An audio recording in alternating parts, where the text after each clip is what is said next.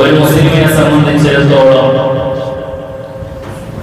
അവൻ ഒരിക്കലും തന്നെ ജീവനുള്ളവനാണോ ആ സമയത്തൊക്കെ നിർബന്ധമാകുന്ന ഒരു ആരാധനാ കർമ്മമുണ്ടെങ്കിൽ അത് നിസ്കാരം മാത്രമാണ്.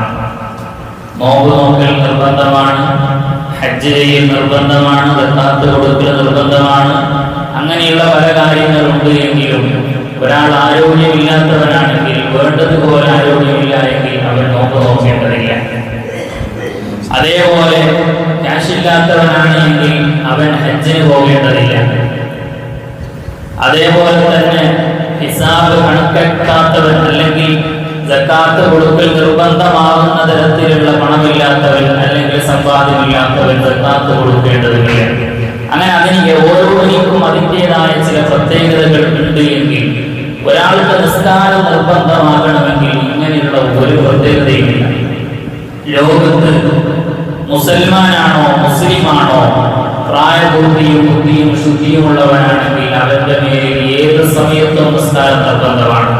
ഒന്നിരിക്കെ അവയ്ക്ക് ആരോഗ്യപരമായ നിരക്കുള്ള പ്രശ്നങ്ങൾ ഉണ്ടാവാം, കൈകാലുകൾ അനങ്ങാത്തവനാവാം, ഒന്നിരിക്കെ കയ്യും കാലും ഇല്ലാത്തവനാകാം, മുഴുവൻ സമയം കിടത്തത്തിലാവാം. എന്നാൽ പോലും ഒതുവെടുക്കാൻ വേണ്ടി നിൽക്കാൻ പറ്റാത്തവനാണെങ്കിൽ പോലും കിടത്തത്തിലാണ്, ഒന്നുമില്ല, അവനിക്ക് ജീവനുണ്ട് എന്ന് ഡോക്ടർമാർ പറയുന്നുണ്ട് എങ്കിൽ, ജീവനുണ്ട് എന്ന് ബോധം അവനിക്കുണ്ട് എങ്കിൽ, ബോധക്ഷയമില്ലാതെ അവനിക്ക് സ്വന്തമായി എനിക്ക് ജീവനുണ്ട് എന്ന് ഞാൻ കിടത്തത്തിലായാൽ എനിക്ക് തോന്നുന്നു എനിക്ക് ജീവനുണ്ട് എങ്കിൽ അങ്ങനെയുള്ളവനാണ് ഞാൻ എങ്കിൽ ഞാൻ നിസ്കരിക്കൽ നിർബന്ധമാണ്. ആ നിസ്കാരത്തിന്റെ കോലങ്ങൾ മാറുമെന്നല്ലാതെ 5 വക്ത് നിസ്കാരത്തിന് ഒരാൾക്ക് പോലും എക്സ്ക്യൂസ് ഇല്ല എന്നുള്ളതാണ്. മുഴുവൻ പേരും നിർബന്ധമായി നിസ്കരിച്ചിരിക്കണം. നമ്മൾ ഓരോരുത്തരും ചിന്തിക്കേണ്ട പ്രധാനപ്പെട്ട ഒരു വിഷയമാണിത്. നമ്മളുടെ മക്കൾ സ്കൂളിലൊക്കെ പോകുന്നവരാവാം, ഭൗതികപരമായ നിരക്കുള്ള അറിവ് നേടൽ നിർബന്ധമായ കാലഘട്ടമാണ് ഇത്. എങ്കിലും പോലും ആ സമയത്തൊക്കെ നമ്മളുടെ മക്കളുടെ നിസ്കാരങ്ങളുടെ കാര്യത്തിലൊക്കെ നമുക്ക് വലിയ ശ്രദ്ധ വേണം.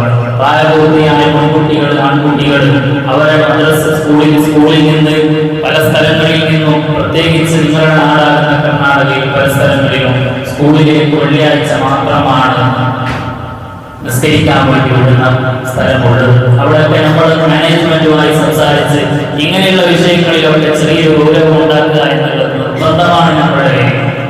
ഇല്ല എങ്കിൽ ആ ഒന്നിരിക്കെ നമ്മുടെ മക്കൾ പഠിക്കുന്ന ആ പഠനം പോലും ഒന്നിരിക്കെ ഹറാമിയത്തിൻ്റെതായിരിക്കാം എന്നുള്ള ഒരു ബോധം നമുക്കെല്ലാവർക്കും ഉണ്ടാകണമെന്ന് സാന്ദർഭികമായി ഓർമ്മപ്പെടുത്തുക.